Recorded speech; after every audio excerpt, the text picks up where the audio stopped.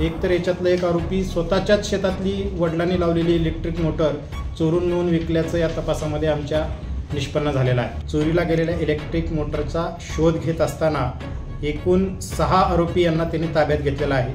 Online rummy खेळणे किंवा इतर व्यसनाच्या अनुषंगाने पैसा कम पडल्यामुळं या इलेक्ट्रिक मोटर चोरीच्या माध्यमातून पैसा कमवण्यासाठीचं यांनी प्रयत्न केलेला आहे।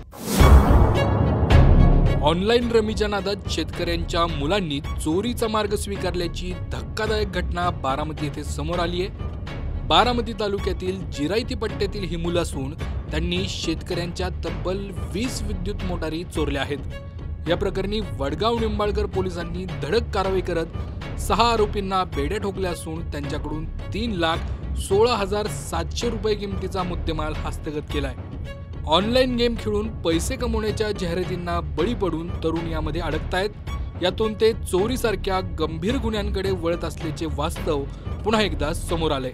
या गुन्ह्याबाबतची माहिती अप्पर पोलीस अधीक्षक गणेश बिरादार यांनी दिली आहे। यावेळी उपविभागीय पोलीस अधिकारी सुदर्शन राठोड, वडगाव निंबाळकर पोलीस ठाण्याचे सहाय्यक पोलीस निरीक्षक सचिन काळे हे देखील उपस्थित होते। शेतकरी हा उघड्या रानावर आपली गुंतवणूक करून आपलं नशीब आजमावत असतो। आपल्या पिकांची काळजी तो मुलांप्रमाणे घेत असतो। अशा वेळेस तो ज्या पिकांना पाणी देण्याची व्यवस्था ज्या इलेक्ट्रिक पंपद्वारे करत असतो, त्या इलेक्ट्रिक मोटर चोरीच्या तक्रारी वडगाव पोलीस स्टेशनच्या अंडर काही प्राप्त होत्या। त्या अनुषंगाने वडगाव पोलीस स्टेशनचे प्रभारी अधिकारी सचिन काळे, त्यांची टीममध्ये PSI राहुल साबळे आणि पोलीस स्टेशनची टीम हे DYSP सुदर्शन राठोड यांच्या मार्गदर्शनाखाली चोरीला गेलेल्या इलेक्ट्रिक मोटरचा शोध घेत असताना एकूण 6 आरोपी यांना त्यांनी ताब्यात घेतलेला आहे। आरोपी ओंकार राजेश आरडे, महेश भापकर, अमोल कदम, निलेश मदने, प्रथमेश कांबळे, कालिदास भोसले असे हे 6 आरोपी आहेत। एकंदरीत त्यांचं वय हे 22 वर्ष ते 25 वर्ष या वयोगटातील हे युवक असून या सर्व युवकांची जर पार्श्वभूमी आम्ही पाहिली, तपासली असता त्यांचे आईवडील पण शेती या व्यवसायाशी निगडीत आहेत।